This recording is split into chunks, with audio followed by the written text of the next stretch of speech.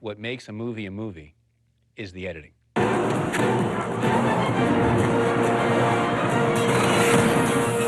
I've been in the business for, I don't know, 37 years, I think, something like that. And I did not really realize what editing was until I was in the editing room myself. There's magic to editing. Magic is a discovery of something new that wasn't intended, that works for the movie. Once you start to realize that film is the sum of editing, then editing is the thing you're always looking at.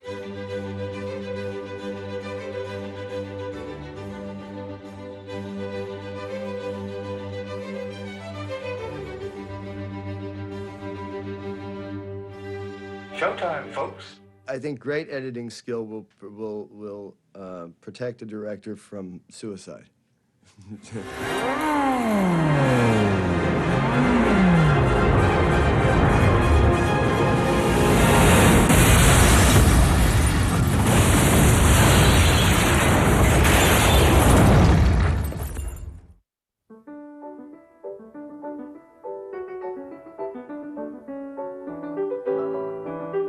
The first filmmakers simply photographed what interested or amused them.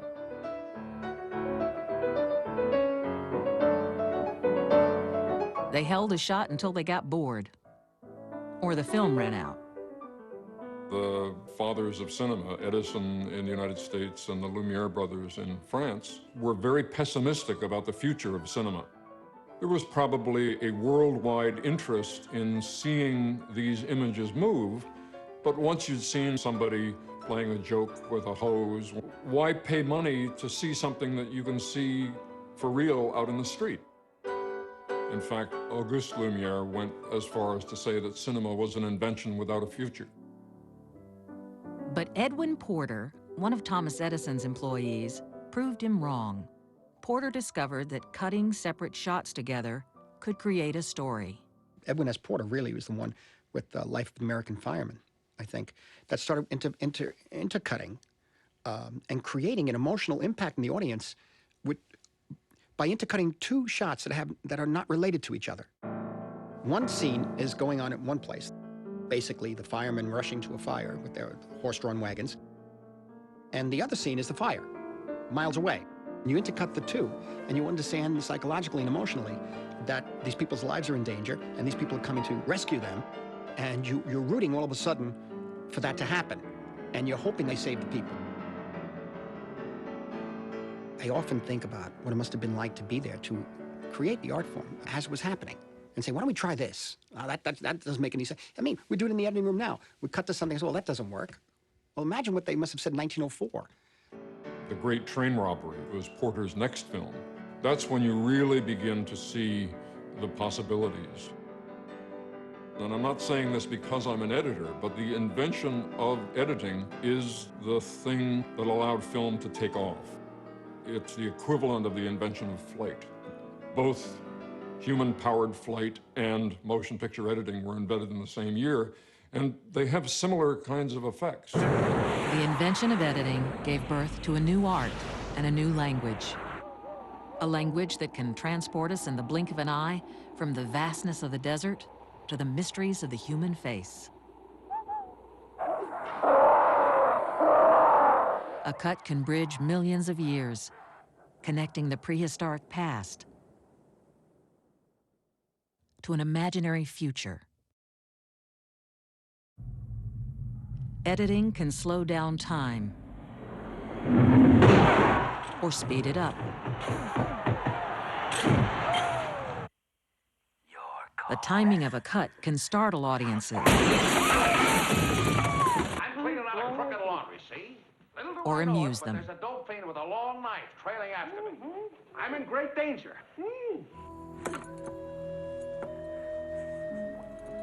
I'll never let go. I promise. The choice and length of shots shape our response to everything we see on the screen.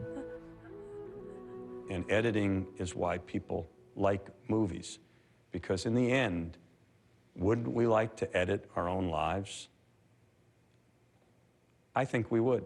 I think everybody would like to take out the bad parts, take out the slow parts, and look deeper into the good parts. I started working on what used to be called the upright moviola, which is a machine, editing machine that looks something like a green sewing machine on legs. I switched to computer editing in the mid-90s. The editor has to be, he's sort of the ombudsman for the audience. As an editor, you only see what is on the screen, not what was going on at the time of shooting. And that's how it's going to look to the audience. I make it a principle not to go on the set, not to see the actors out of costume, not to see anything other than the images that come to me from location. A major Hollywood production shoots almost 200 hours of film. Unspooled, the film would stretch from LA to Vegas. An editor may work for months, even years, crafting this footage into a 2-hour movie. The finished film will contain thousands of shots, each measured in frames of 1/24th of a second. For a writer, it's a word, all right? For a composer or a musician, it's a note, all right? For an editor and a filmmaker, it's the frames, all right? And you know, the 1 frame off or 2 frames added or 2 frames less is the difference between a sour note and a sweet note. It's the difference between clunky, clumsy crap, all right, and orgasmic rhythm. Verna Fields made many good contributions to Jaws. We all refer to Verna Fields as Mother Cutter because she was very earthy and very maternal. She cut her films at her house, in her pool house in the San Fernando Valley, and it was a very Hamish kind of workplace. The shark didn't work as well or as often as it was supposed to work according to the screenplay. That's the spot. We had a contest where Verna would stop the moviola on a frame where she wanted to make the cut, and I would stop it where I wanted to make the cut. And if ever we stopped it on the same frame that had already been marked with a grease pencil X, we knew that was the right frame on certain things where we didn't agree. And all of our disagreements always happened with that darn shark. Verna was always in favor of making less to be more. And I was trying to squeeze that one more, because it took me days to get the 1 shot. So I'm going back to, I'm on a barge for 2 days trying to get the shark to look real. And the sad fact was the shark would only look real in 36 frames, not 38 frames. And that 2-frame difference was the difference between something really scary and something that looked like a great white floating turd. Out of my way. Well, I got so desperate on Terminator 2, trying to shorten that film to a manageable length, as we all understand that to be, that I said, well, wait a minute, do we really need all these frames? If we just took out 1 frame every second for the entire film, we'd shorten the film by a couple of minutes. Let's just do it as a test. We'll take a reel, and we'll take out 1 frame in every 24. And the editors looked at me like I was nuts. Let's just try it. Come on, nobody's ever done this. We took out 1 frame in every 24, and it was a mess. There were jerks, there were things, there were cuts in the wrong places. You totally saw it, and it just didn't work. Every one of those individual frames was important. Once you know that as an editor, now you get scared for a while. It's like, geez, am I cutting here or am I cutting here? But then after a while, you start to realize that there's great power in that, too. D.W. Griffith was the first great filmmaker to understand the psychological importance of editing. Working a decade after Porter, he did more than anyone else to advance the storytelling tools Porter had developed. Griffith invented and popularized techniques that established the basic grammar of film. His melodramas were the first to draw audiences into the emotional world of his characters. He certainly was the first man to use the close-up in a big way. This was revolutionary. It was so revolutionary that the producers, when they saw this, were aghast. They thought, you can't put this picture out like this. You can't cut to this big, ugly shot of somebody. First of all, we're paying for this actor, this actress. We want to see their whole body. We don't want to just see their face. Second of all, the audiences won't know what to respond to. They're going to be all confused. Well, the proof is in the pudding, and the reality is that the audiences were not confused at all. Griffith brought it together in one magnificent film, Birth of a Nation, and we saw the accumulation of sort of 10 years of editing knowledge put into a movie. And all of a sudden, you had not only had close-ups, but you had flashbacks, parallel action, and you had all sorts of things that he used to make the audience, his attention focused on a certain part of the frame. D.W. Griffith established the tenets of classical film editing. And classical film editing relied on the concept of the invisible cut, in which action would always be continuous and fluid and moving. The goal was to mask the cut so the audience wouldn't notice and could forget that they were watching a movie. Let's take another look. Notice how the gesture matches from one shot to the next? Griffith's seamless editing is still practiced today and was the dominant editing style in Hollywood movies for decades. At last. Look again. The cut is so smooth that it's barely noticeable. It's all for telling the story. And all you want to do is get the person emotionally invested in the story. So it becomes this invisible craft. We call it the invisible art. And indeed, it is. I mean, the more invisible we are, the better we're doing our job. Unfortunately, the invisible style of editing kept editors invisible and unappreciated as well. For years, they have been the best-kept secret of the movies. The first cutters were considered hands for hire rather than creative partners in the filmmaking process. They looked at the images by holding the film up to the light. Then they would check their work by running it through a projector and making the necessary adjustments. Griffith's main cutter was Jimmy Edward Smith, who virtually lived with him at the studio, where they worked far into the night, running the film shot during the day. Later, Smith's wife Rose joined the editing team. The Smiths married during the cutting of Intolerance. For their honeymoon, Griffith allowed them the weekend off. Lights! Needs about 20 minutes out of it. The Kazan film, The Last Tycoon, had a wonderful scene. It was obviously the story of Irving Thalberg. And I always took that as a wonderful metaphor about the editing process, that it's silent, it's anonymous. What's that, are you asleep? Jesus. Goddamn movie even puts the editor to sleep. He's not asleep, Mr. Brady. What do you mean he's not asleep? He's dead, Mr. Brady. Dead? What do you mean he's dead? He must have died during He's dead. We were just watching the rough cut. Jesus, I didn't hear anything. Did you hear anything? Not a thing. Eddie, he probably didn't want to disturb the screening, Mr. Brady. Today, not only is the editor still alive, but he has become the director's key collaborator. No other crew member spends as much time working alone with the director. Finding the relationship with the editor is like trying to decide whether or not to get married. Because if the marriage isn't a good one, it's going to be a sticky divorce. When I was doing my first movie, the only thing I knew is I wanted a female editor, because I just felt a female editor would be more nurturing to the movie and to me. I wouldn't try to be winning their way just to win their way, all right? They wouldn't be trying to shove their agenda or win their battles with me. They would be nurturing me through this process. In the air! Kill me, man! You fucking got that! Hey! I think editors play a big role with directors in giving them support, making them feel like they can look at something that may have trouble or problems and be comfortable enough so that they can approach those problems. Hi, Vincent.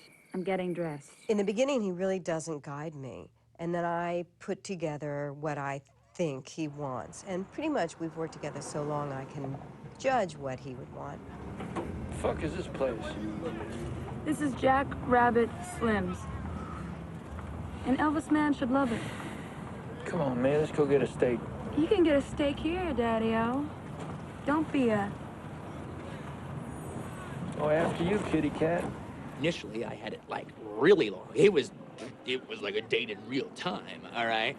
And it was sort of like Sally's job to kind of like, you know, little by little convince me to bring it down and bring it down and bring it down. And it still could be funny. You would still have what I'm talking about, but maybe it wouldn't be so painful.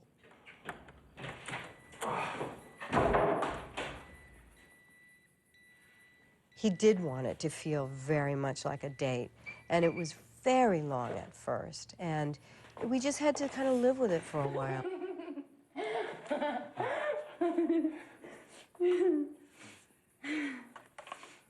Just like, you know, letting me live with it long enough so I could eventually, okay, I've had it enough, I've seen that enough, okay, maybe now I can lose this part. Okay, so now it was like here, and now it's like here. Finally, we'd bring it down, and then I kind of brought it too far down, and then he said, we gotta bring it back out. That's it. No more, no more, no more, no more. This is not a video. We do that for 8 months, so intense. I see him more than my husband. And sometimes I, you know, get annoyed with her for not reading my mind 100%. I mean, all right, you know, it's not good enough that she reads it 80% of the time, all right?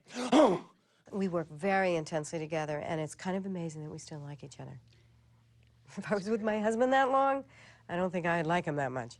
So By the time I've thought of an idea, written it, found the financing, cast the film, directed it,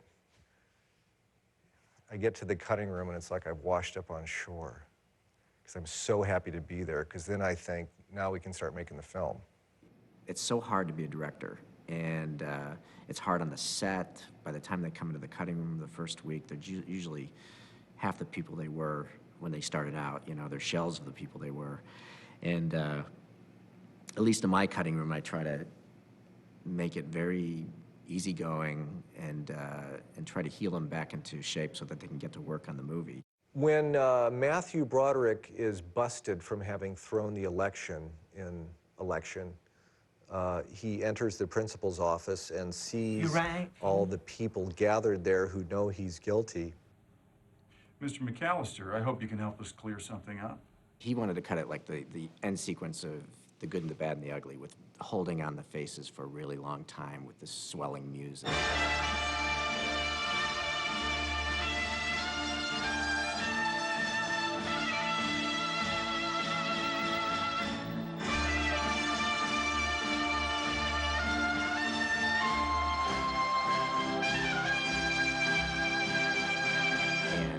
I was like, no, let's cut it really fast and build to a climax. And I didn't want to do that. I thought it was cheesy and would call too much attention to itself. And he just wouldn't want to do it. He wouldn't want to put it in the movie like that. So finally I said, I'll pay you $25. And I said, no, let's not do that.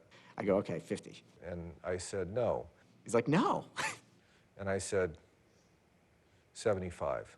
So he even gave me an invoice, and it says I owe him $75. So I paid him $75 to cut it in, and that's how it is now.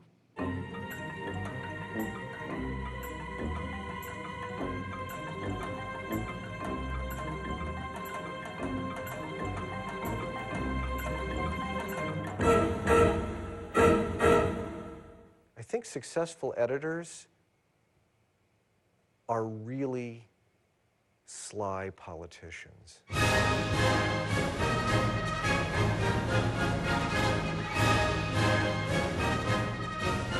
The Russian Revolution sparked a revolution in film editing as well. The crazy Russians started fucking around with images, all right, and juxtaposing them and creating different emotional effects. Lenin saw film as the perfect medium to inspire his largely illiterate nation to join the revolution. They took these films out in the middle of farmlands and showed it to the farmers and the peasants. They began to understand that they could get a certain emotional, psychological effect by a certain type of cutting from one image to the next. And that became a manipulation of what the audience was feeling. The Russian filmmakers rejected the bourgeois stories and seamless editing practiced by Griffith. Instead of melodrama, they offered real life. To make the film Man with a Movie Camera, documentary filmmaker Dziga Vertov and his team took his cameras into the streets to record a typical day in Moscow. It's constantly reminding me that I'm watching a movie. There are scenes inside an editing room. You see how they edited movies back in 1929. They were engaged in a pure explosion of creative activity in manipulating these images. Every modern editing convention that we know of is demonstrated in Man with a Movie Camera.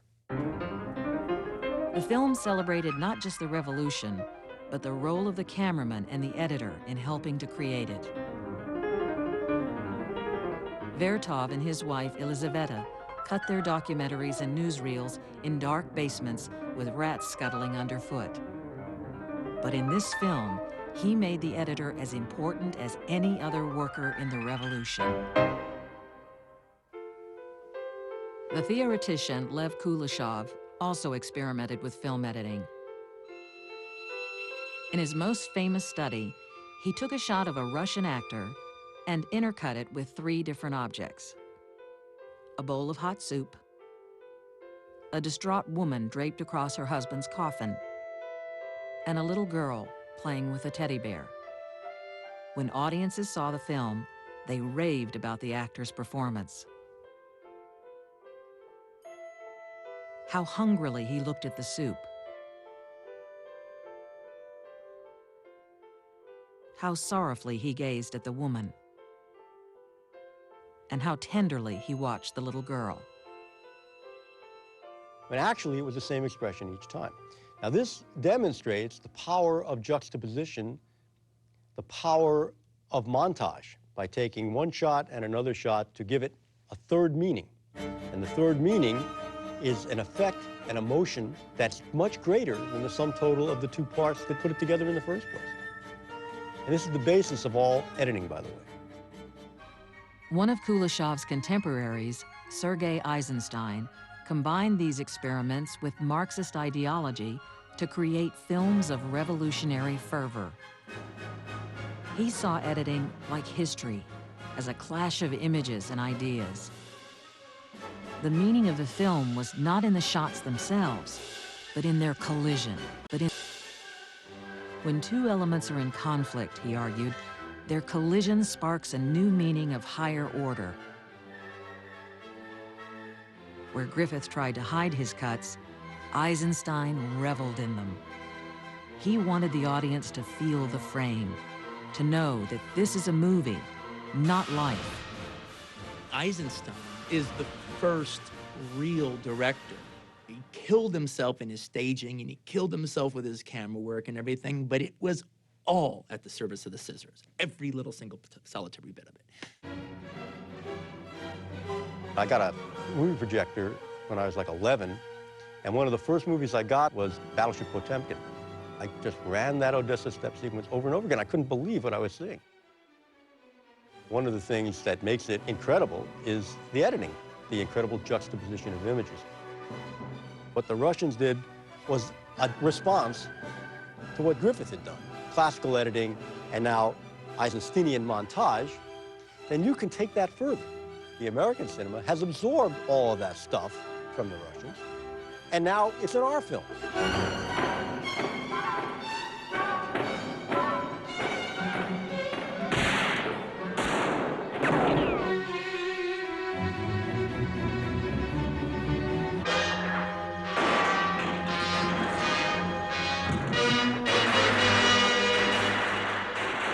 The fact is that many of these techniques have been appropriated into what we do every day as editors.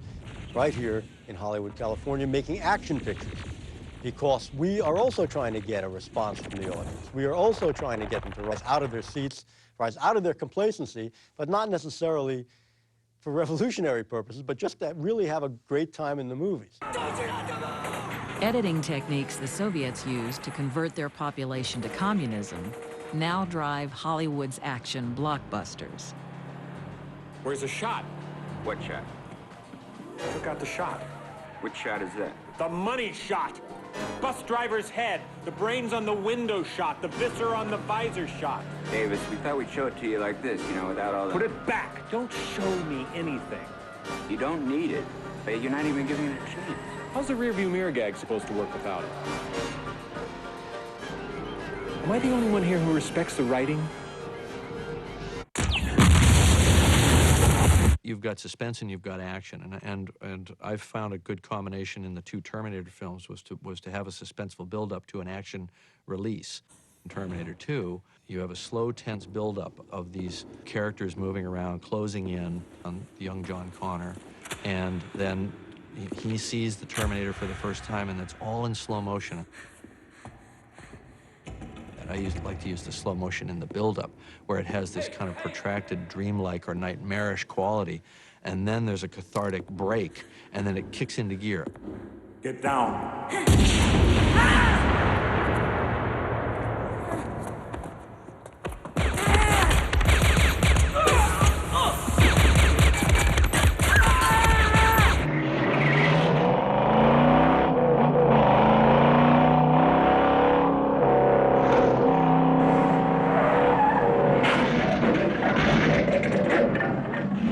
Chase, something is going right or something is going wrong, and you want to accentuate that.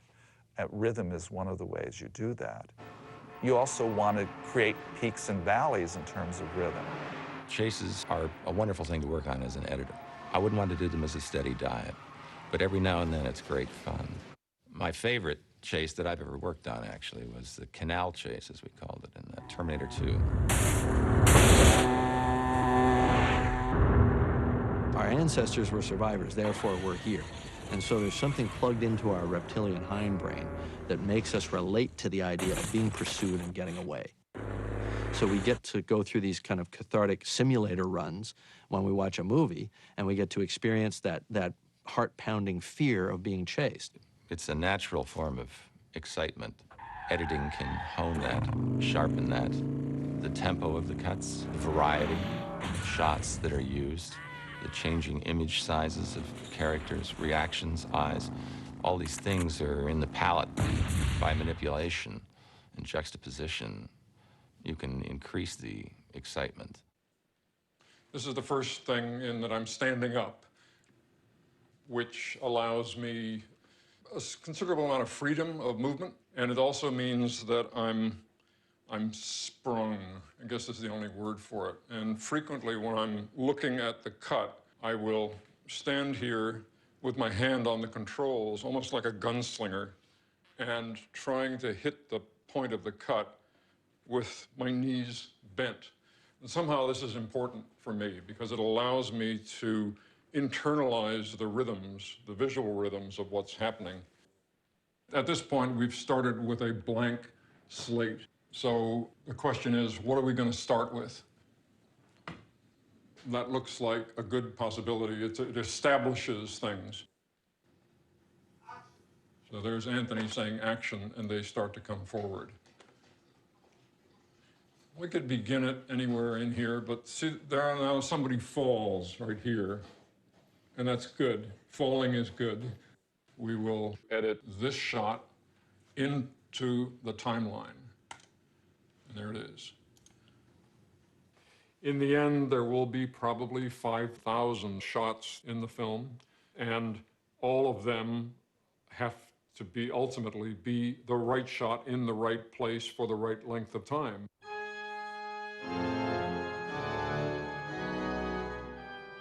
When I was watching Nosferatu when I was a kid, our main guy is up in the castle and night has fallen and we're very suspicious something's about to happen, and we see Nosferatu down the hall.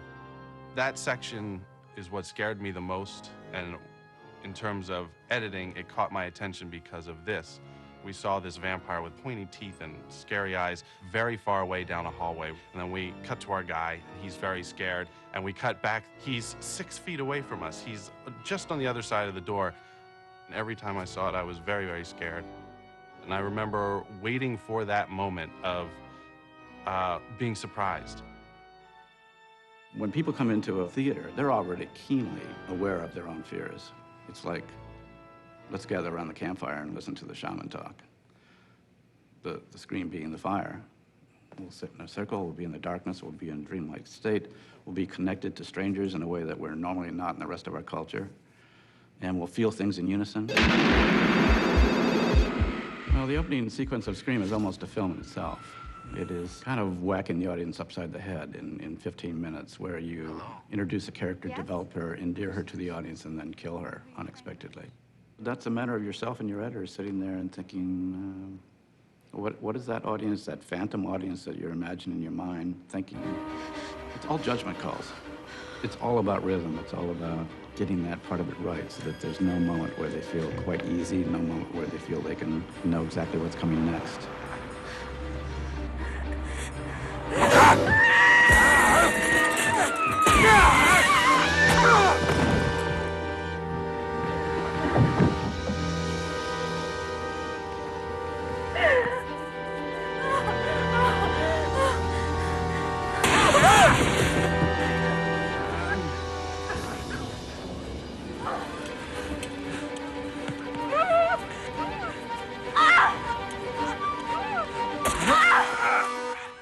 Hitchcock was one of the first directors I was aware of as a kid.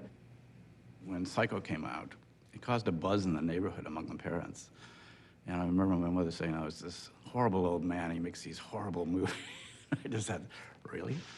But it was a sense of the totally forbidden and somebody who had crossed the line.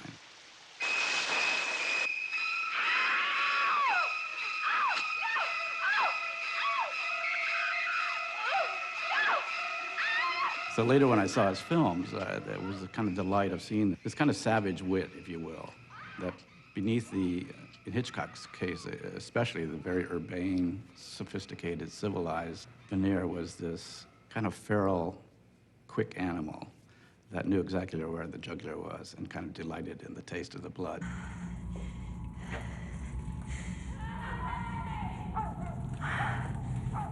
Hitchcock was the master of suspense. Jonathan Demme was devoted to Hitchcock, and his influence can clearly be seen in Silence of the Lambs.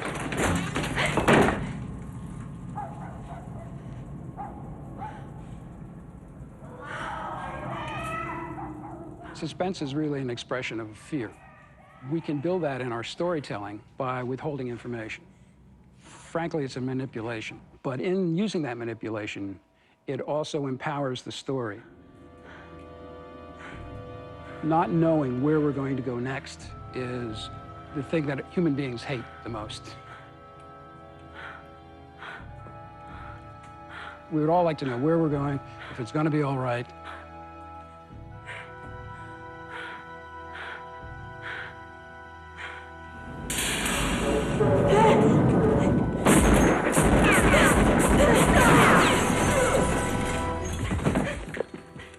My editing process is an intuitive process.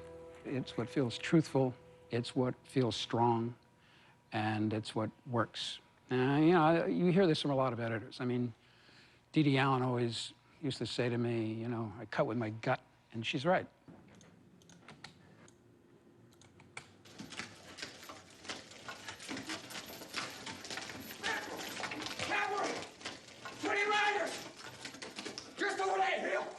There's a mismatch here, and I'm going to have to determine whether this is a problem or not, because Brown is looking toward camera, but when we cut, he's looking up off to the left.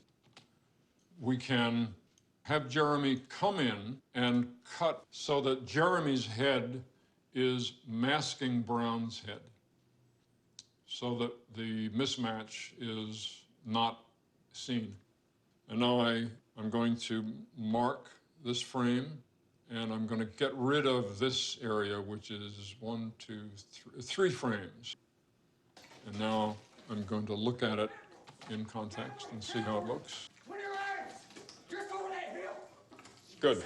You have to have the personality that enjoys that it's almost like making little pieces of jewelry, that patience of the individual shots and how they're crafted together. But at the same time, you have to have an appreciation for the larger picture and how these shots fit into the larger picture of the scene, and then how the scene fits into the larger picture of the sequence, and how the sequence fits together with the larger picture of the whole work, and then how the work fits together with society. So it's a boxes within boxes within boxes. In the 1930s, movies became an even bigger business. The movie studios introduced sound films and radically reshaped movie making.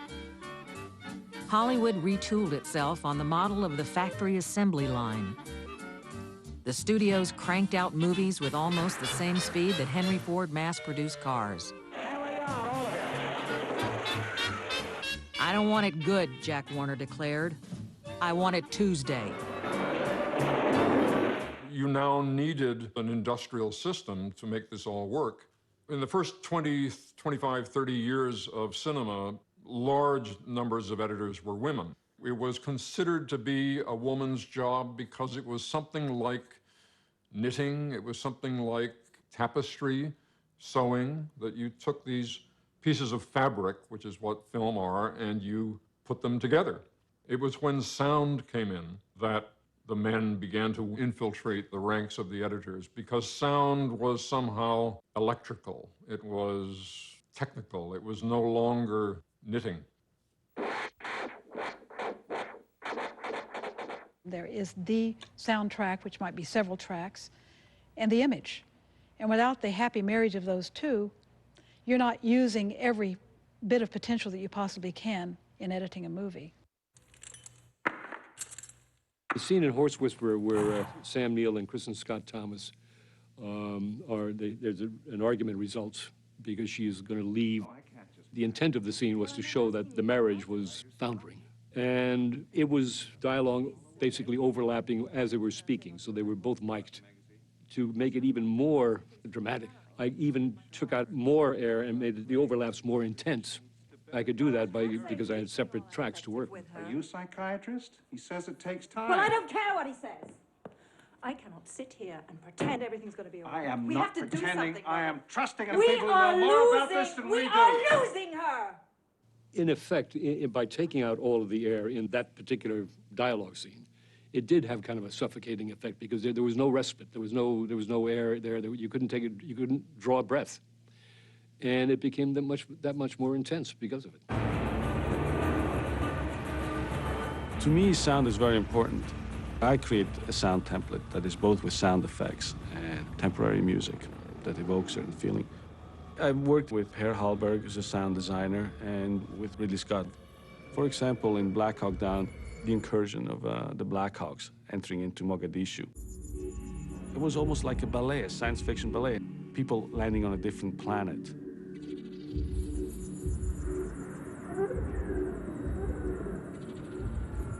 I was not interested in hearing all the helicopters, only music, showing it from a subjective point of view. So this idea of science fiction, when I was putting the scene together, just inspired me to use almost no sound. I remember that the real Black Hawk pilots wanted to see the footage. So one day I just showed them an assembly. They were really moved. One guy, almost tear in his eyes, says, "Man, I don't know, this looks great. I got goosebumps." These were the guys that were there, you know, and it felt real to them.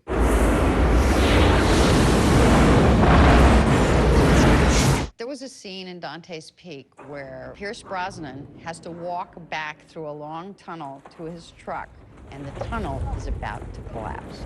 And you hear the sound, the little sound of sand, like falling down the walls.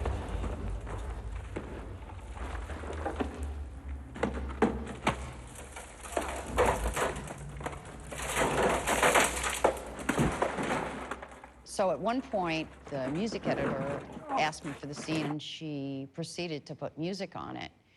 And I looked at it, and I said, oh, that doesn't work at all.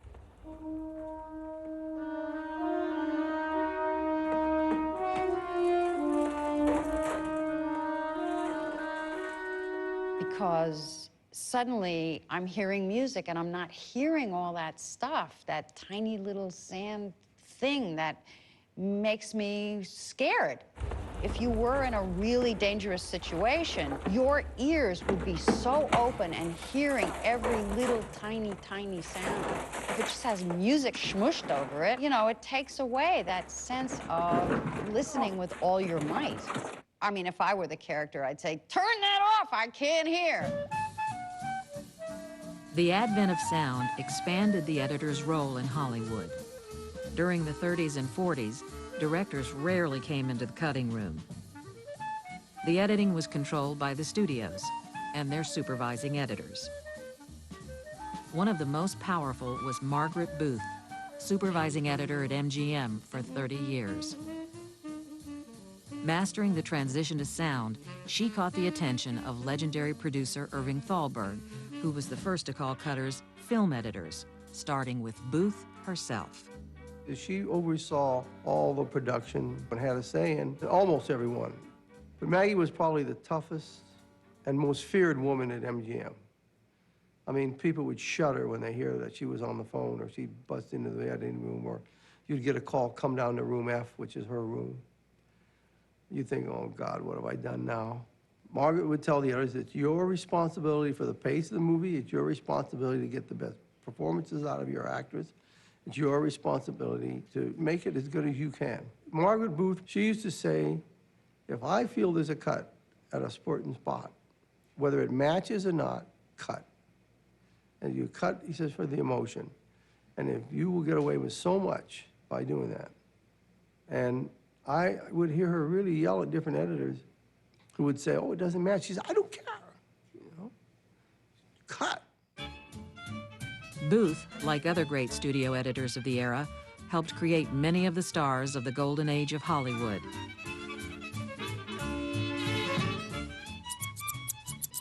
Editors today are still doing the same.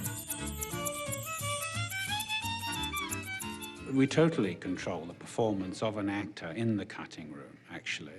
A lot of them won't admit that. Most actors learn very early on that the editor is the one to make friends with, because their performance depends a great deal on the editor and the taste and the talent of the editor. We'll see dailies, and take 5 is spectacular. It is great. But there's also something wonderful in take 7 and take 4 and take 3. Sometimes those and an actor will see it on screen and say, wow, that was terrific. You used take 5. They don't know, they don't realize that you are borrowing from every single performance. And the editor is the person who's responsible for finding those moments in each performance. You talk about basic instinct. I think to a large degree the great performance that Sharon is giving there is also constructed by Frank. He spent an enormous amount of time in selecting every part of every take that he felt was important. In cutting the interrogation sequence, using the basic scenes that were back and forth from the dialogue, the scene would be fairly dull. What are you gonna do? I had to create her looks and his looks. They were manufactured. They weren't really shot that way. I would take a piece of Michael looking at her from a different part of the scene and a piece of her looking at him from a different part of the scene. I don't make any rules, Nick. I go with the flow. Sharon asked if she could see it, and I said, yeah, it's done. And Sharon came upstairs and said, you must remove that scene. And I said, what scene? And she said, you know the scene in the interrogation. But they were all afraid, I think, that these shots would hurt her performance. And even Sharon, I think, still thinks now that she lost the Oscar nomination because of these shots. And I said, Sharon, that scene is going to make you a star. And Paul said to her, you shot it, you know what I was doing, and basically I like it. And it works. And then, you know, that's history. Most actors' idea of a well-edited movie is a movie that has a lot of the actor in it, particularly in close-up. And that could cause me a lot of grief, but what the heck. I knew an actor who used to read a script basically this way. He would say, bull, bull, bull, bull, my line, and he'd read it, and bull, bull, bull. Steven Seagal was an action hero who, on Under Siege 2, I felt would break me in half. He was allowed into the cutting room to cut the action sequences, which I thought that's all he was going to do. But his first time he came into the cutting room, he said, okay, put up reel 1, meaning he was going to go through the whole movie. But there was a time when, during one of the fight sequences, that I found myself with my arm behind my head, and Seagal was demonstrating on me what he did. And he's a big guy, plus he carries a gun. I think ultimately he did like his performances, but the fact that an actor came into the cutting room created a antagonistic relationship with the director, and as editor, I was caught in the middle. I have a friend who did a picture where there was a comedian in the film who had final cut over only his scenes. And he had decided recently that he didn't want to be a knockabout comedian anymore. He wanted to be a Cary Grant-style comedian. So he came into the editing room and cut out all of the pratfalls and all of the physical shtick that he had done in the picture, which obviously didn't help the movie any. I have never let an actor into the editing room to have feedback. I think, in general, this is how I feel as an actor. Even though I love the cutting room and nothing would make me happier than to sit there and watch them do their stuff, I feel it's inappropriate. I feel like that's the time for the director to have with the editor. Home for the Holidays was about a mess. It was about a holiday mess. It was about a family that was a mess. It was about chaos and anarchy in the family. The centerpiece is this Thanksgiving dinner scene. And everybody's gathered around the table and everybody's crazies are all over the place. Jodie Foster, of course, attracted the most wonderful bunch of actors who, just working with her, they left their ego on the doorstep. Nothing makes us happier than to walk in and have 6 different actors. They all have different styles of performance, maybe even different pacing, and somehow figure out a way to weave them all together. Lindsay and I will sit there and say, what do you think she's thinking right now? Do you think she's thinking, how do I get the hell out of here? Or do you think she's thinking, I really like this guy and I'm kind of attracted to him? We'd get so into very obscure behavior. We'd see the deep meaning the actor had brought to the character in terms of whether they picked up their fork before or after the spoon was picked up. Now, what did that mean? And of course, each little meaningless gesture adds up to a full performance. When I got the dailies, I assumed that everything she shot were things she intended to be on the screen. And I enjoy the challenge of that, of just trying to use everything. At one point, a turkey gets pushed and splashes on someone. And every time we looked at it, we would try a different way. Now, you can have the guy who's doing it on his close-up and then have the turkey splash, or the turkey splash, you see the reaction shot. You can go a billion ways. That's one of the things that I love about Lindsay, is that she's one of these people who really always, she really sees that there's a beautiful and sunny place out there. If we could just get to it, it's there somewhere. There are periods within the editorial process that I will hand it over, not only to my editor, but at times to my lead actor. First of all, if you have Jack Nicholson starring in your movie, and you call somebody, an actor, up and say, would you like to spend 2 days working with Mr. Nicholson, or do you have something better to do? He usually gets a good response. When Jay and I feel that we've really got the picture in a great place, and it's particularly easy now that we're editing electronically, where I'll have Jack come into the editing room with Jay, and I'll check out. And he'll bring Jack in and run the movie, even run outtakes, and talk about if there's a take that we didn't use, he did something interesting that he remembered, why didn't we use it? What Nicholson did at the end was a Nicholsonian construct, the disjointed nature of the cuttings on purpose. You imagine this guy who's taken the only love that had been possible in his life and squandered it for what was his own personal obsession. If you've written it smartly, you have a smart actor playing it. And that actor, when it's Jack Nicholson, can be very helpful in the cutting room, too.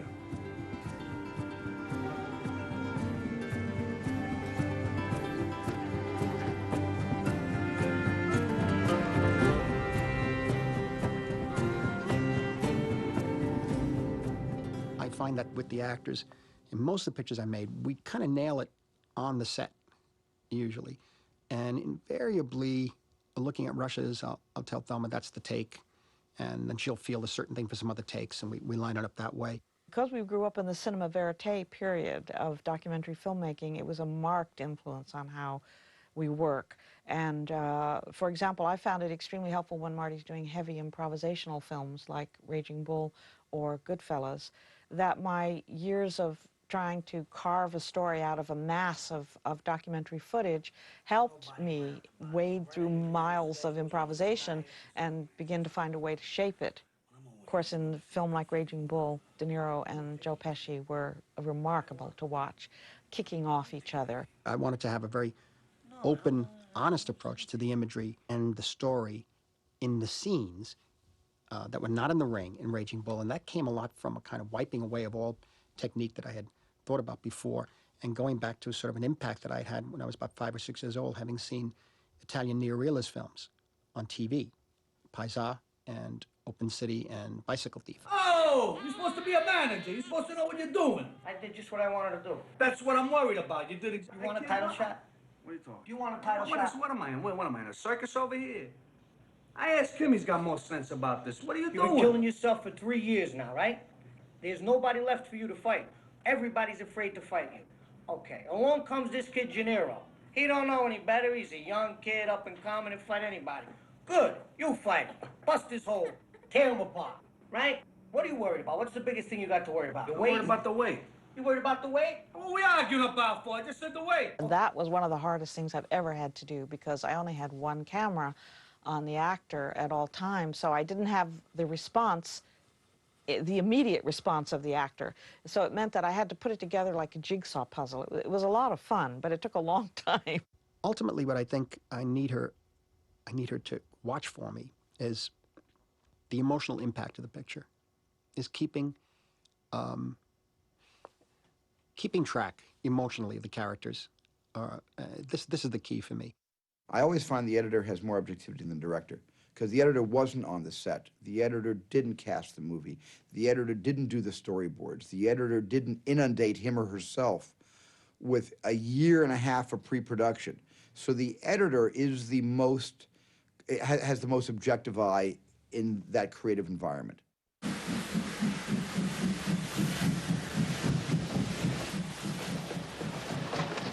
I remember one night, I go over to Stephen's house in Poland. I said, Steve, I want to run this scene for you. And he says, he's okay, and I run the scene. He looks at me. He says, I'll see you in the morning. He walked out. He was so emotionally involved with the scene. He couldn't believe that he shot it. It's just so real. We were all terribly affected by the film. There's something inside that takes over. When it's very emotional, when there are problems in people's lives, something emotional takes over that's beyond your conscious mind. And it seemed like an extreme example, but when you're editing that kind of film, you have to disassociate.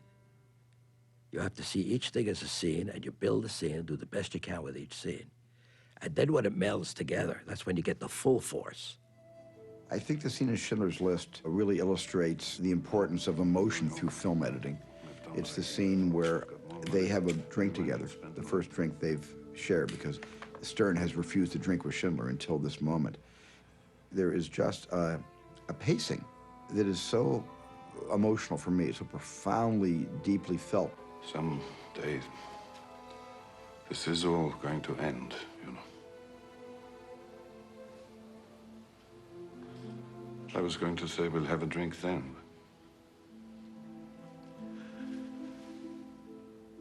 I think I better have it now.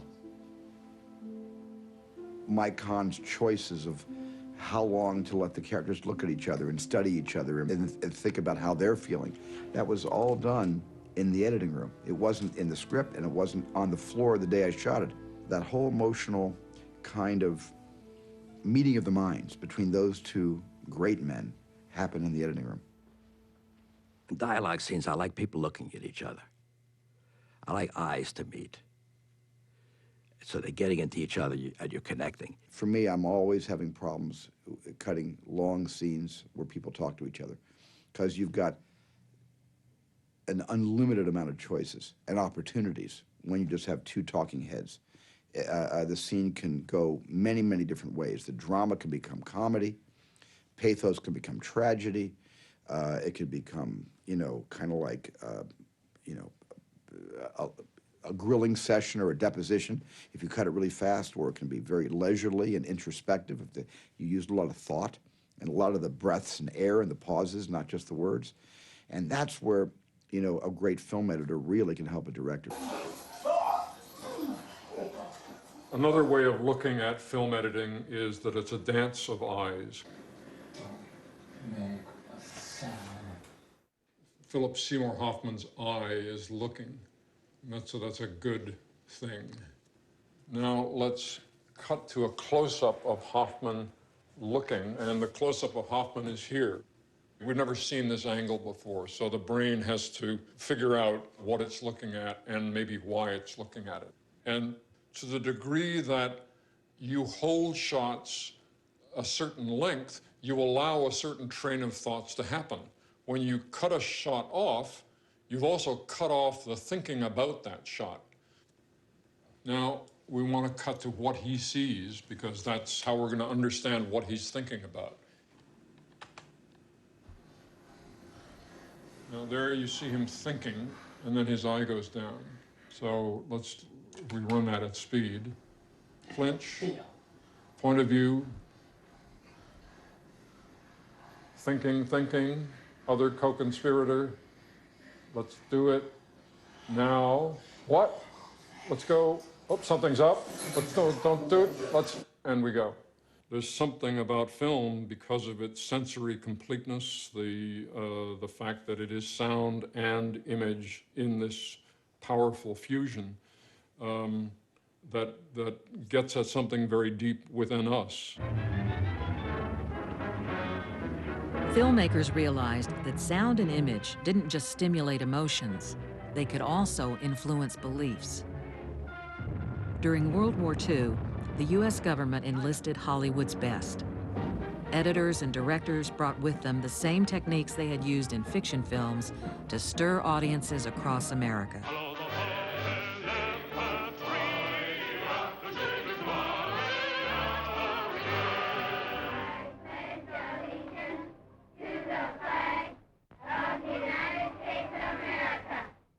The Hollywood recruits applied their skill to American propaganda films, such as Why We Fight.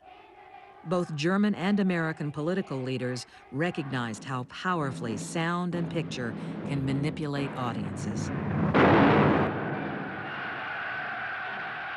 One of the most infamous examples of film used for political propaganda was Triumph of the Will. Director Leni Riefenstahl used sound, music, and masterful editing to make Adolf Hitler into a god. In uns marschiert Deutschland und hinter uns kommt Deutschland! When the Allies went to war against Germany, British editor Charles Ridley re-edited the same footage to turn Hitler into a fool.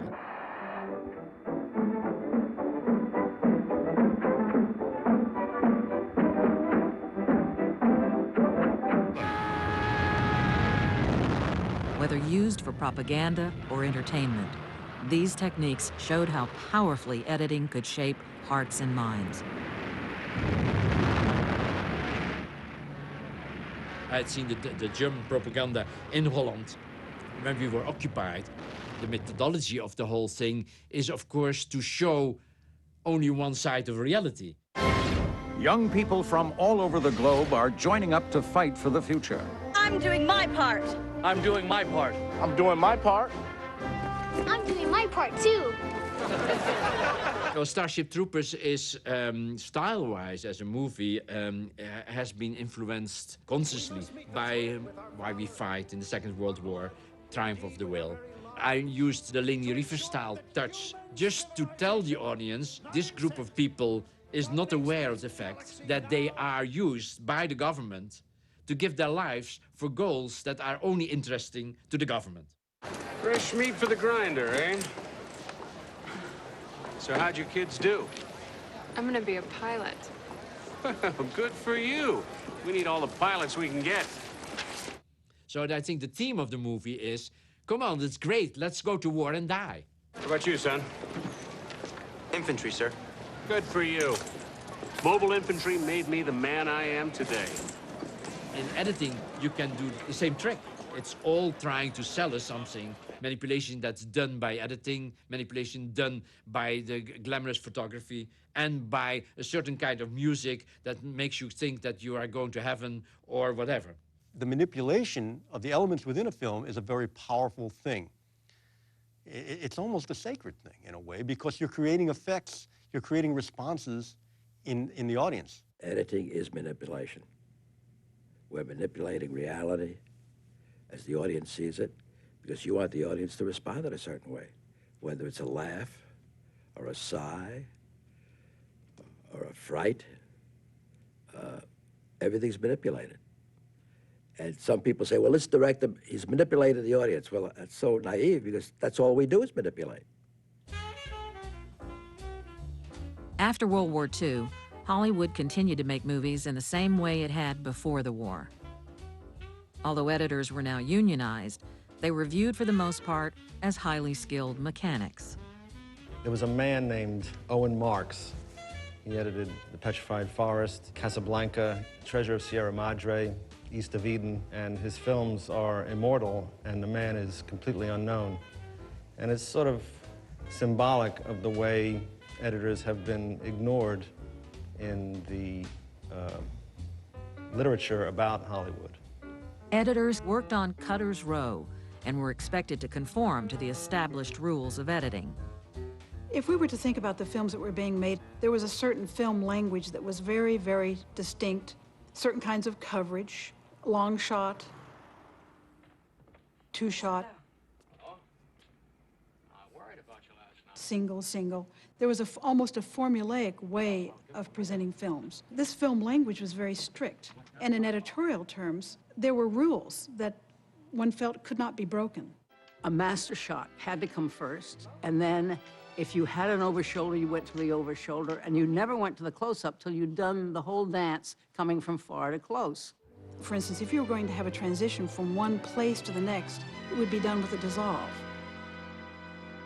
Next thing you've got to remember is that a gentleman you meet among the cold cuts is simply not as attractive as one that you meet, say, in the mink department at Bergdorf's. In the 40s and 50s, the audience would expect a character to drive up, show him getting out of the car, he would walk up to the building, and then he would open the door, and then the editor would match cut the door opening on the other side, and he would walk in and come over and sit down. Pull up a chair.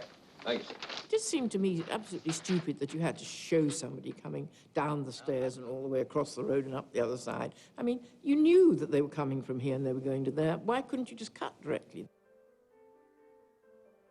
Oh là là, Michel. Je peux entrer? Oui. In France, a group of film critics turned directors also challenged the doctrine of invisible editing and launched a revolution among editors. When I first saw the French Nouvelle Vague, I instantly loved it. I loved the idea. I loved the way they edited and thought I would like to cut like that. J'aime une fille qui a une très jolie nuque, de très jolis seins, une très jolie voix, de très jolis poignets, un très joli front, de très jolis genoux. You know, Godard used jump cuts because it was like, well, why not? You know, there's nothing interesting happening in this middle part, so let's just go to a jump cut. When I saw Breathless, I was staggered at Godard's brutality. What they brought to editing was a breaking of the rules. Whatever books that said this is how it had to be done, they burned them. Breathless is too hip for me. I come from Lower East Side. I'm an Italian-American guy. It's too beatnik. It's like, you know, bohemian. It's too cool. I liked it. I don't know what the hell was happening in it. J'y crois qu'il va me doubler, celui-là. Que ça frégate à la con. You know, when I first saw Breathless in the 60s, it's like, wow. I mean, just in the first 5-minute sequence in introducing Jean-Paul Belmondo's character as this petty thief, I mean, every rule was violated in terms of how long to hold a shot, the discontinuity of what was going on, even screen directions, you know, were mixed in.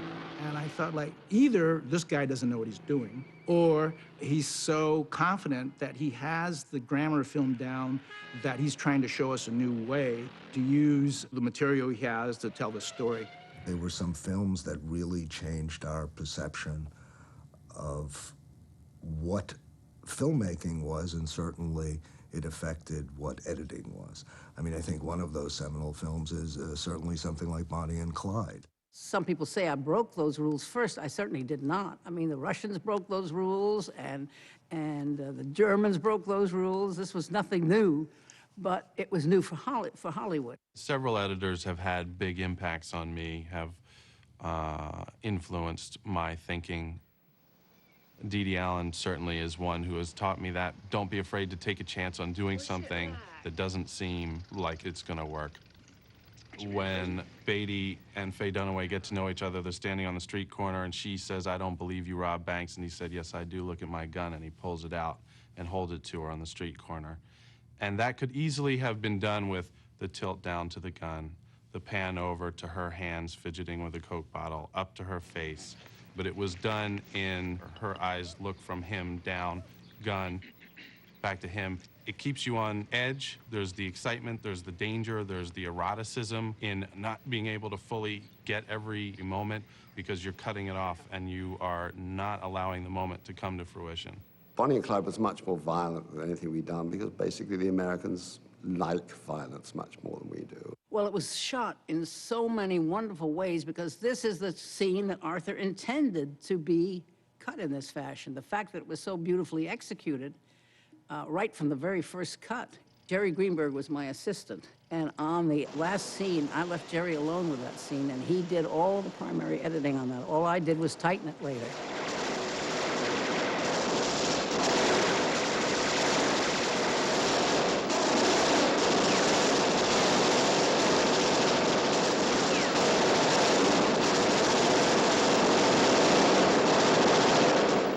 Again, one is not saying that this was the beginning of the American New Wave, because one is sure that there were smaller films before that. But this was the one that, like Birth of a Nation, which suddenly an audience noticed and said, wow. Bonnie and Clyde paved the way for films like Easy Rider. So I had only had one feature under my belt. We started on Easy Rider. I was editing while they were traveling. Footage was flowing in by the mile. It was great, it was exciting, it was totally different than anything I had been involved in. These transitions that everybody remembers going from one scene to the next, where it flashes forward to the scene, flashes back to the scene you're in. Dennis didn't want a straight cut. I didn't want dissolves. So we kept throwing it around, and it was Dennis who cooked the part of the idea, which was, what if we went and then came back? And I said, yeah, but let's do it 3 times. Then we finally arrived at the length, and each one is 6 frames. Said, now we can use this whenever we want to. Well, as it turned out, it started to become a device. And so we stopped doing that. I said, no, we aren't going to do that. We'll only use it in special places.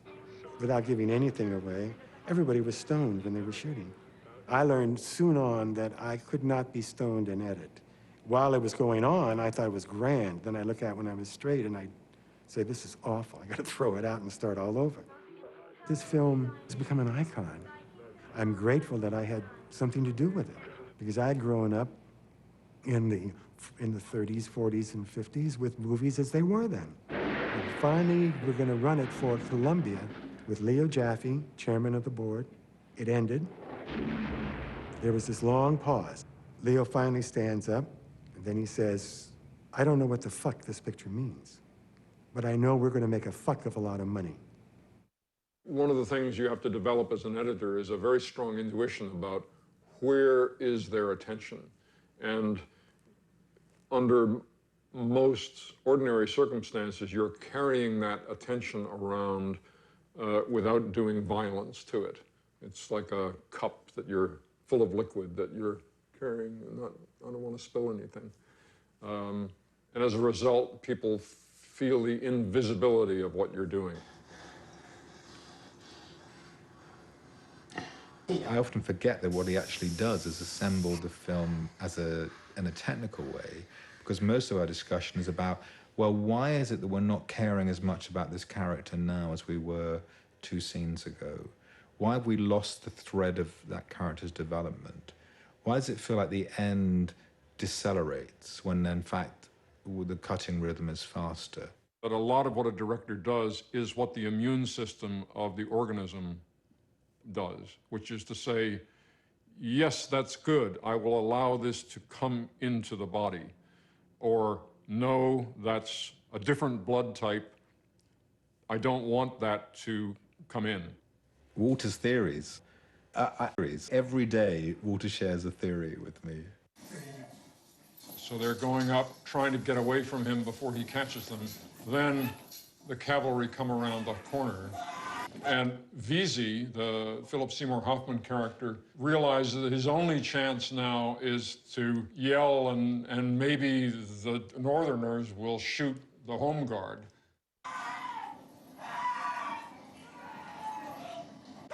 And Brown shoots him in the back, shoots one of the other guys, and they all roll down the hill. Then Brown gets shot.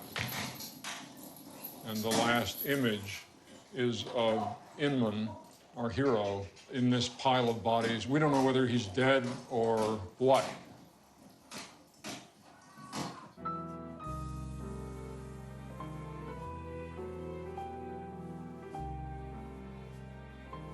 Sex scenes, in general, I think are probably difficult for everyone. Difficult for writers, difficult for actors, difficult for directors. You know, it's the most intimate sort of moments that humans can have together. And you're saying, actually, let's put it on a 40-foot screen for a few thousand people. One of the things I wanted to do with Body Heat was make a very sexy movie. There had been a whole liberation in American movies in the 60s and 70s about what you could show. But as that freedom took over, it seemed to me that the movies had become less erotic. They had become much more explicit. Larry really wanted me to bring a woman's sensibility to the film, largely in having it be as implicit as possible as opposed to explicit. After all, eroticism is born out of what you can imagine as opposed to what you actually see. That's the difference between eroticism and pornography. You need not just this incredible technician, this artist, but you need a psychologist, someone who can handle you. Because a director in the quiet confines of that room is like he's like a caged animal.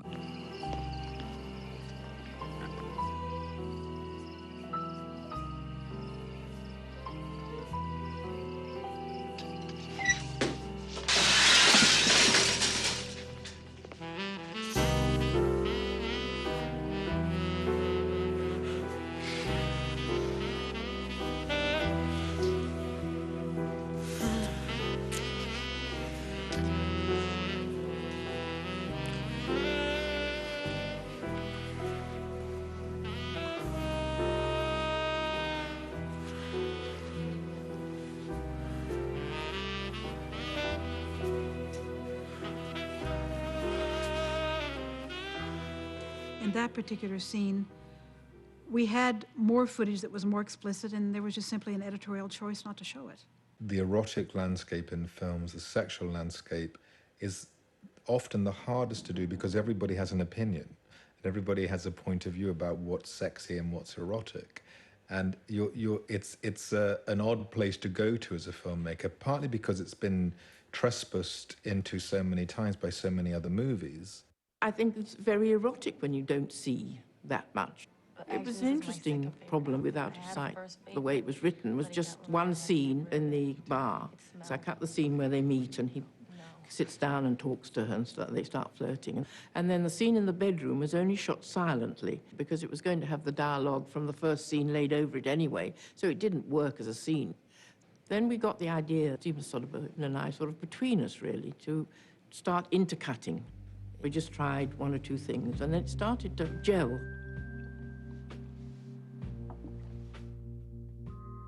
Flashing back, sometimes we flash forward. I would say, let's do this and cut from here and the hands, and he'd say, let's try overlaying the dialogue here, and we just did it together, and it was really exciting. And we did this little thing of stopping the frames. It's never really a long freeze, it's just a few frames that we freeze, just heighten the sexual tension between the two of them.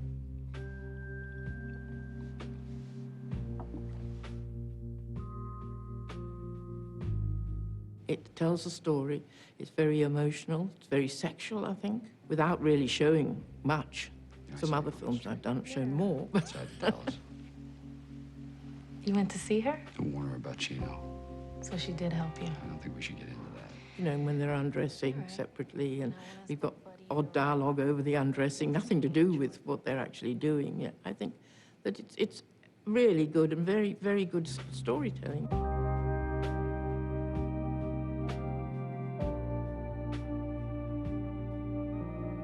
This kind of cutting in out of sight, and in movies like JFK, represents a further break from Griffith's classic style of seamless editing. Y'all gotta start thinking on a different level, like the CIA does. Where editors once labored to preserve the illusion of continuous time and space, they now fracture it at will, creating new possibilities for storytelling. Exactly what he said he was.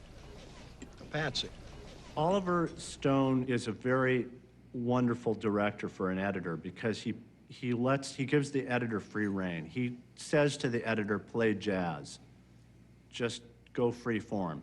There is a scene in JFK where Oswald walks from a house to a theater, and he said, just when you cut this scene, just make it very chaotic. So I cut the scene in what I thought was a chaotic way, and I showed him the next day, and he said, no, it's gotta be way more chaotic than that. Since we cut JFK on a 3/4-inch linear editing system, one thing it had was the ability to hit these buttons and change where the edit went. So I sat there and just banged on the keys like this. And I showed it to him the next day, and he went, that's it. It's in the movie. In XXX, I did have a new editing philosophy. I had been interested in cubism all my life. And one day, I was watching extreme sports videos. Somebody will do some amazing stunt, and they'll do it in reverse, and then they'll do it forward, and then they'll do it in reverse. I suddenly thought, what if I did it in so many angles that I didn't care whether you saw the beginning of a stunt from 4 different angles. And the way we would cut it, you would feel that you were going around the event in pieces, so that by the time that motorcycle lands, you actually experience the jump, almost as if you're on the motorcycle, as opposed to standing back in a safe distance, observing the event like you would in real life.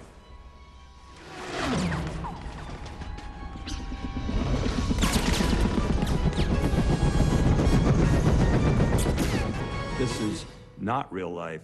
This is really relishing this action moment by making a cubist editing approach. Another change in editing is the accelerated pace of movies, a subject of controversy among filmmakers. An encounter with 2 swords 30 years ago would have been probably done in a master shot and a couple of exchanges. Today, that encounter could evolve into 200 shots. Split-second eye blink, a blade going into a chest, slight movement of the wrist. So the audience is taken right down into this roller coaster ride of minutiae, and that's what they want. Because kids today are raised on television and in MTV and commercials, they not only can process information faster and understand what images mean, but that they demand it. I think the MTV generation in the 80s kind of created this style of editing. And Billy Weber and I on Top Gun, we were pushed in that direction. Jerry Bruckheimer and Don Simmons were very much in tune with their audiences. They felt that that was what the audiences liked, and I think they were proven right, given the box office on some of those early movies. And I mean, fast cutting was not invented now or with MTV. Just look at Lou Lombardo's work on The Wild Bunch.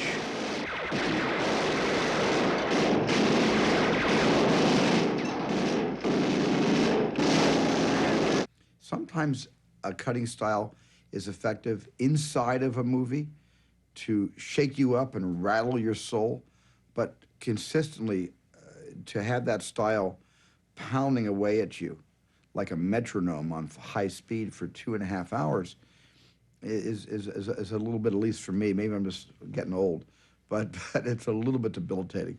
Now, it doesn't bother my kids, because my kids were raised on 30-second commercials and on MTV and VH1, and they were raised on video games. I feel like I was born 80 and I'm growing backwards. So now I'm somewhere around 27, you know, I get a tattoo and I'm feeling closer to a generation that has learned to absorb information at a speed that was heretofore unthinkable, and where their rhythms are well more hungry than a traditional narrative pace. What I'm afraid of is the tendency for everything to go by quickly. And I'm afraid of what it does to the culture. A sense of consuming something and throwing it away, as opposed to being enveloped with something. Taking the time to see and experience time in a different way.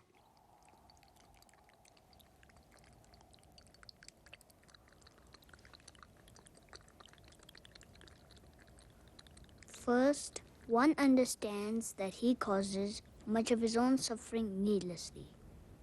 Second, he looks for the reasons for this in his own life.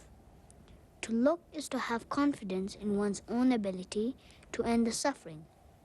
Finally, a wish arises to find a path to peace. For all beings desire happiness. All wish to find their purer selves. Many times editing is about when not to cut, when to have the silence, when to let the moment be itself. The musicality of Places in the Heart is one of the things that is the strongest. And I don't mean the score. I mean the musicality and the way that the scenes flow together, the ambience of that rural Texas summer, hot, with the cicadas. And there's a four-square Protestant feeling. After her husband has been shot by this drunk black kid on the railroad tracks, there were no funeral parlors, couldn't afford one anyway. In the Depression, the body was brought back to the home and laid out on the dining room table where they just had Sunday dinner. An incredibly moving moment. And we just held on her and held on her and held on her and held on her. We would have been married 15 years this October. We had 2 children. And I never knew till just now where I had a scar right there. And it was just exquisite, moving, beautiful.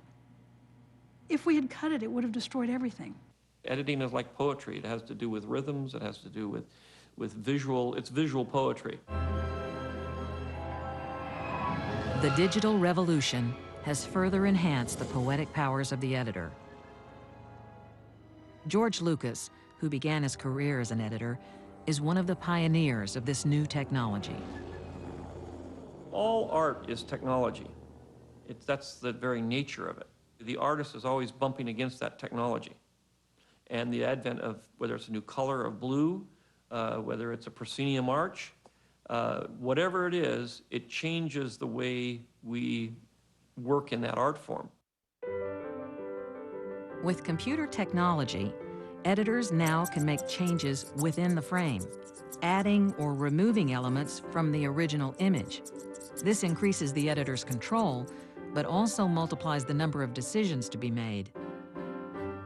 Now you can edit what I call in 3D, which is you have a scene and you have people in the scene, and you can cut those people out, you can move them around in the scene, you can go in for a close-up, you can go out. You can sort of direct the film in the editing room, which is, growing up as an editor, what I've always wanted to do. The new technology also makes it possible to cut the movie before shooting begins. Pre-visualization gives an editor much more input in planning the movie. And I have a system now, because of the digital world, I have a group of kids really do little videomatics of things, and we have a little blue screen. We can send these editors in and shoot scenes on just an amateur video camera. And so I can actually shoot the film and make the film and write the film right there in the editing room. Every main character in our movie has a digital counterpart. We have totally virtual actors now, and we use them quite a bit. Mostly we use them for stunts and things. We have a lot of situations where It's better to use a digital actor than it is to use a real actor. Christopher Lee, who's 80 years old, he can't really fight the way he did in Attack of the Clones. You're not going to get an artificial intelligence computer that's neurotic enough to be able to understand how you create a performance. Performance is an art. At the end of the day, all this stuff has to work to tell a story. And if you're not telling a story, it doesn't matter how much razzle-dazzle there is. It's not about the tools, it's about the story.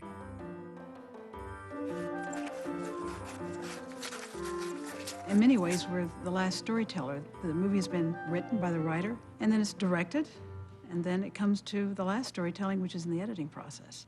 The last draft of the screenplay is the first cut of the movie, and the final cut of the movie is the last draft of the script. An editor can take a sequence that a director shot and reconfigure it in such a way that it becomes a whole different sequence, which is much more beneficial to the movie. Bob Fosse referred to me as a collaborator on his movies, and I don't think there can be a greater compliment for an editor to be called a collaborator, to really to have that function. And now, a word about dykes. Ah, I like dykes. How can you say that? Lenny was a biographical film of the comedian Lenny Bruce, who was often arrested for taking language to the legal limits of where it could go in the late 50s. The most wonderful thing that happened in it was near the end of the production. We had to show the film to the producer. And the script for the film was the best script I ever read. But we were having a problem. We hated the ending. You're trying to stop the information. Hey, look, will you please remove this man from the courtroom? You It was just not coming together. When Lenny is dragged out of the courtroom, his life is effectively over. Between that period and the time of his death, there were 20 minutes of material. And I turned to Bob and I said, why don't we just kill this son of a bitch? I took out 2 reels of film. And I went straight from, you can't stop the information, to Lenny's body on the floor. And that was about the most exciting thing I've ever done in a cutting room. I mean, we just loved that. The opening scene of Apocalypse is a good example of what you can achieve editorially that is not based on the original script. There were some collisions of images that occurred to Francis as he was shooting the film that were at variance with how he had planned to begin the film originally. The trees being napalmed was originally shot for the surfing scene, which comes much later in the film. There was a shot of jungle bursting into slow motion flames with helicopters flying at odd angles in slow motion through the frame. And when Francis saw that shot in dailies, which was, I think, simply done to record this explosion, it wasn't intended to use it in the finished film. But he looked at it and said, that's the film right there. This jungle, flames, helicopters. The Martin Sheen character was one that was shaped very significantly in the editing room. The film itself was shot with the idea that there would be a narrative glue to hold the film together. What exactly that glue was and who the character of the narrator really was really not shaped until well into the post-production process. Willard punches the mirror, blood comes out of his hand. All of this is really happening. That's real blood. That's Marty Sheen. None of that was intended to happen. That was just Francis saying, Marty, let's shoot an improvisation with you trapped in your room and what is going to happen. I think as we worked on the film, we realized that the film itself was in its own strange way a kind of modern opera. And the reality of dealing just in the beginning with the Martin Sheen character was not sufficient to give the audience not only the emotional state with which to enter the film, but the visual iconography of the film itself.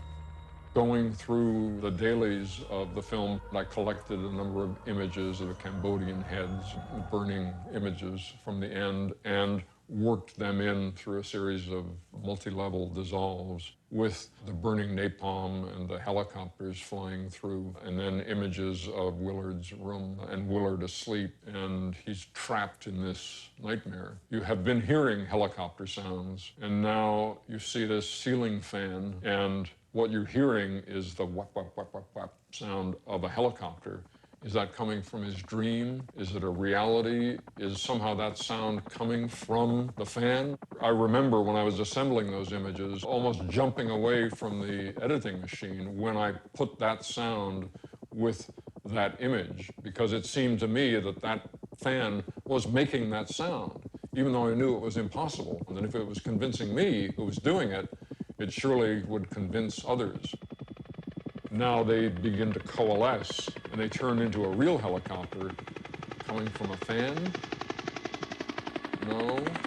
And then you hear a real helicopter fly over the room. Willard gets up out of bed, goes over to the window, and says, Saigon. Shit.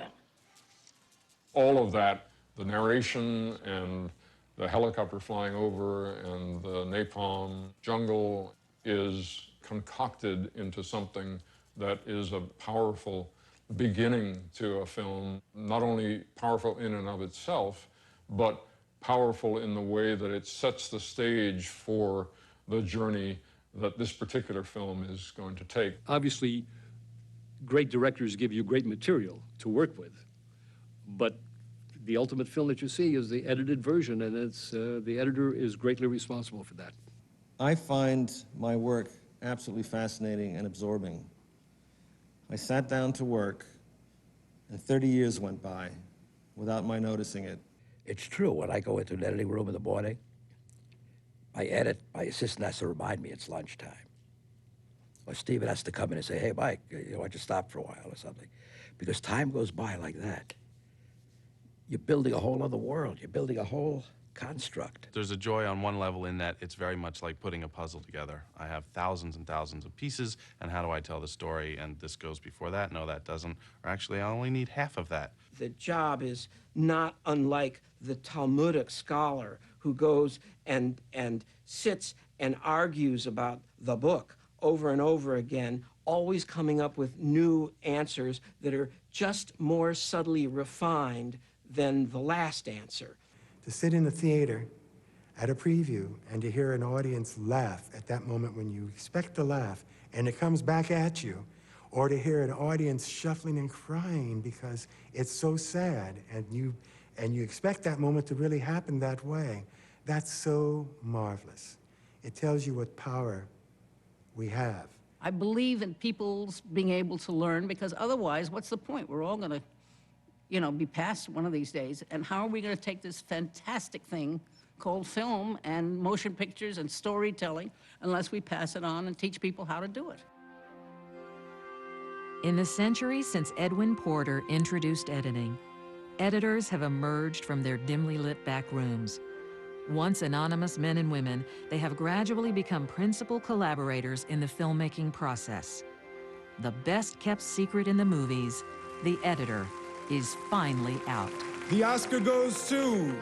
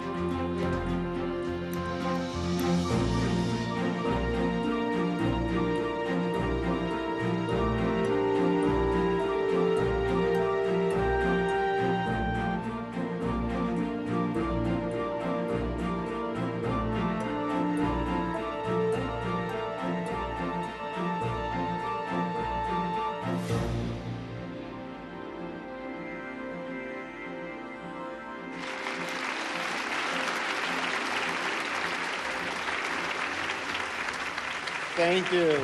Thank you so much.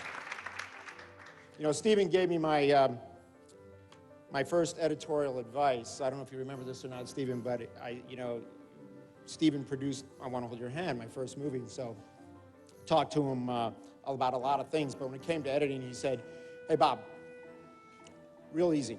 When in doubt, cut it out. And, I've been saying that in the editing room, as you guys know, for all these years. Stephen also was able to, when I was making that movie, Stephen just bought like his first mansion in Beverly Hills. And he said, hey, I got this great pool house. And you guys don't have to edit on the lot where there's no windows in the editing rooms. You guys can edit in this pool house. And we said, hey, that's great. So we went in the back of Stephen's house, and we were editing I Want to Hold Your Hand in the pool house, but the strange thing kept happening. We'd get there in the morning, and the editors would pull the reels off the racks, and all the sprockets would be torn up, and there'd be, like, ripped film. And, of course, you don't have to, think very far to figure out what was really happening. So I asked Stephen about it one day, and he said, well, sometimes I can't sleep, and so I thought I'd go up to the pool house and run a few reels. But what happens in any room? You sit around, you talk about girls, and you talk dirty, and you lie on the couch, and you enjoy yourself, and you eat chocolate bars. And like I said before, when somebody hears a director coming, you throw everything away, you stand up straight like you're working and you're doing everything. And that's what editors do.